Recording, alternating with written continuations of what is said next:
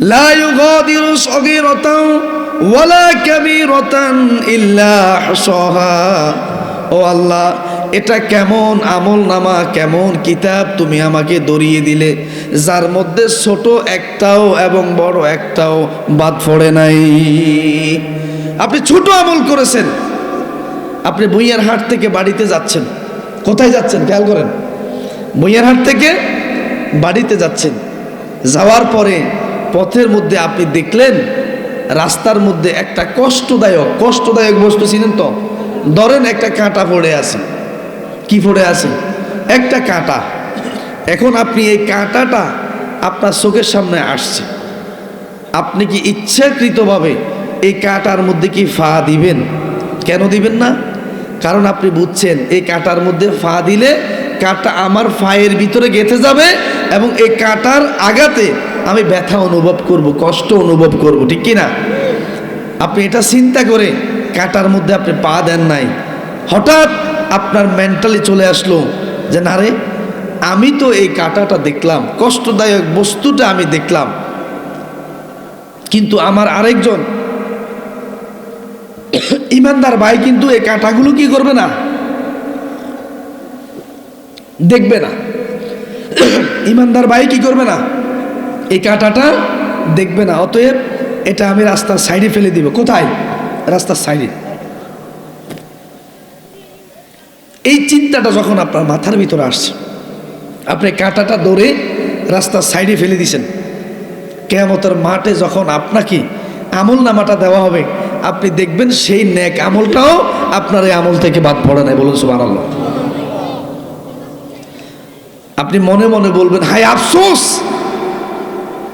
আমি যদি জানতাম রাস্তা থেকে কষ্টদায়ক বস্তুটা ফেলে দেওয়ার কারণে আল্লাহ আমাকে এত বড় সওয়াব দিয়েছেন, তাহলে আমি প্রত্যেক দিন রাস্তার দিকে তাকায় যেতাম আর আসতাম কোনো কষ্টদায়ক বস্তু রাস্তার মধ্যে আছে কিনা।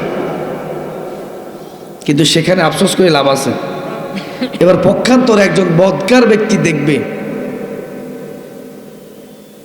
ক্ষেতের আইল দিয়ে রাত্রিবেলা হেঁটে যাচ্ছে, পৃথিবীর কোনো মানুষ নাই, জনমানব শূন্য, কোনো মানুষের আনাগোনা নাই, কেউ নাই, পৃথিবীর সকল মানুষ ঘুমন্ত, সকল পশু পাখি ঘুমন্ত। আপনি বাজার থেকে, বুইয়ারহাট থেকে বাড়িতে যাচ্ছেন, মনে মনে একটা কিউরিসিটি আসলো, এরে আমি একটু ক্ষেতের আইল দিয়ে যাই।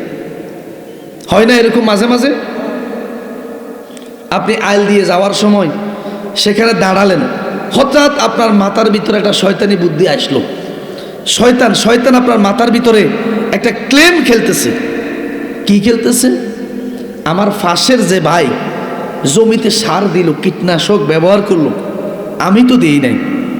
একটা আঙ্গুল, এটা কি কথা বলে, কি এটা?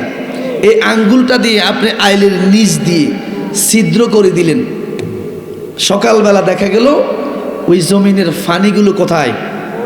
অর্থাৎ উনি যে সার, কীটনাশক, মেডিসিন ইউজ করেছেন, সবগুলো আস্তে আস্তে রাত্রে আপনার জমিনে চলে আসছে। কি কথা বলেন, ঠিক কিনা? ওই কিয়ামতের মাঠে আপনাকে ওই আমলটাও করতে হবে। হায় আফসোস, কি কয়, পৃথিবীর কোনো মানুষ দেখলো না, কোনো জন্তু জানোয়ার দেখলো না, আমি আঙ্গুলের খোসাই কাজটা করছি, এই আমলটাও তো আজকে এখান থেকে বাদ পড়ে নাই। আফসোস, কেন আমি এটা করলাম? আপনি দুনিয়াতে এই কাজটা গোপনে করছেন, কিন্তু সেখানে প্রকাশ্যে আপনি পড়া লাগবে আপনি দুনিয়াতে কি পরিমাণ গুনাহ করছেন। আইলের ফাঁকে ছিদ্র করে দিয়েছেন, এটা আপনাকে পড়ে শুনাইতে হইবে যে আমি এই কাজটা দুনিয়াতে করছি। রাস্তা দিয়ে হেঁটে যাচ্ছেন, আপনি একজনের গাছের ডালটা ভেঙে দিলেন, মাথা ভেঙে দিয়ে চলে গেছেন, কেউ দেখছিনি? দেখছে কে? ওটা ওখানে আসেনি। আপনি এটা পড়ে শুনতে হবে, আমি বাজার থেকে বাড়িতে যাওয়ার সময় অমুকের গাছের ডালটাকে আমি এভাবে ভেঙে দিছি। পৃথিবীতে কোনো মানুষ দেখছে? কিন্তু যিনি দেখার তিনি তো দেখছি। আজকে ডায়েরি থেকে বাদ পড়ে। অতএব লা ইউগাদিরু সগীরাতান ওয়ালা কাবীরাতান ইল্লা আহসাহা। বান্দা ডাক দিয়ে বলবে, মালিক এটা কেমন আমল, এটা কেমন কিতাব আমাকে ধরিয়ে দিলে, যে কিতাবের মধ্যে ছোট্ট একটা আমলও বাদ পড়ে নাই এবং বড় একটা আমলও বাদ পড়ে নাই। এটা কিন্তু চিন্তার বিষয়। আপনি দুনিয়াতে যে পরিমাণ নেক আমল করবেন, এই নেক আমলগুলোর হিসাব আল্লাহর কাছে আছে কি নাই? আপনি যেই পরিমাণ গুনাহ করবেন, সেই পরিমাণ গুনাহের হিসাব আল্লাহর কাছে আছে কি নাই? আপনি ঘুমিয়ে যাবেন, কিন্তু আপনার দুই কাঁধে দুইজন সম্মানিত ফেরেশতা, তারা কিন্তু ঘুমায় না।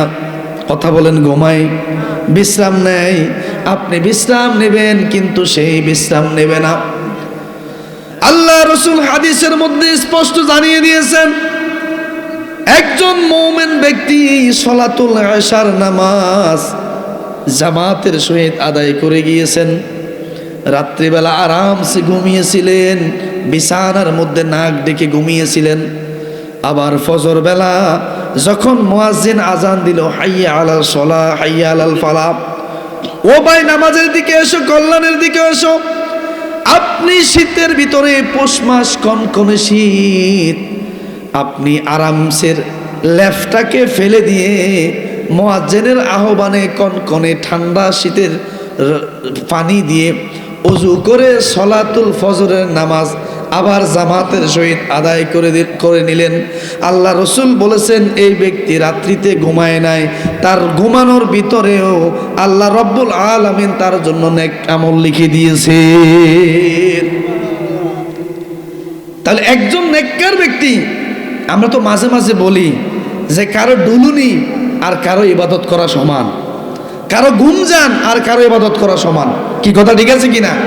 ইমানদার ব্যক্তি ঘুম যাবে, এশার নামাজ পড়ে ঘুমিয়ে যাবে, আবার ফজরের সময় উঠে ফজরের নামাজ জামাতে পড়বে, তার পুরা ঘুমটা আল্লাহ পাক সওয়াব হিসেবে লিখে দিবেন, ঠিক কিনা? এই জন্য আপনি আমরা আমাদের করণীয় কি বলেন? আজকে আমি এটা জানাজার নামাজে বলেছি, কেউ যদি যেয়ে থাকেন শুনছেন,